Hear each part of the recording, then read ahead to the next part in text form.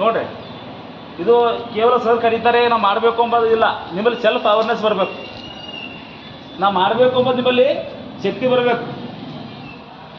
ಬರೀ ನಾವು ಬರ್ತೇವೆ ಕಾಲೇಜ್ಗೆ ಹೋಗ್ತೇವೆ ಅಷ್ಟೇ ಇಲ್ಲ, ಇದನ್ನು ಕೊಡೋ ಪಾರ್ಟ್ ಆಫ್ ಲೈಫ್ ನಾವು ಜೀವನ ಇರಬೇಕಪ್ಪ ಅಂದರೆ.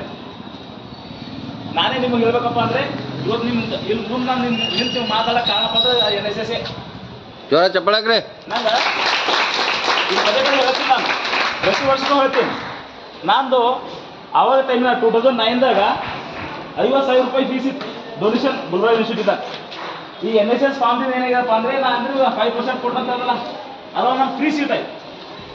ನಂಗೆ ನೀವು ಕೂಡ ಫ್ರೀ ಸೀಟ್ ಆಗ್ತದೆ, 5% ಇರ್ತದೆ ಇದು. ಅಸಲು ನೀವು ಕರೆಕ್ಟ್ ಪಾರ್ಟಿಸಿಪೇಟ್ ಮಾಡಬೇಕು. ಎವ್ರಿ ಸ್ಯಾಟರ್ಡೆ ಕಂಪಲ್ಸರಿ ನಿಮಗೆ ಆಕ್ಟಿವಿಟೀಸ್ ಇರ್ತದೆ. ಇವತ್ತ ವಿಶ್ವ ಪ್ರಜಾಪ್ರಭುತ್ವ ದಿನ ಇದೆ, ವಿಶ್ವ ಪ್ರಜಾಪ್ರಭುತ್ವ ದಿನ ಇದೆ.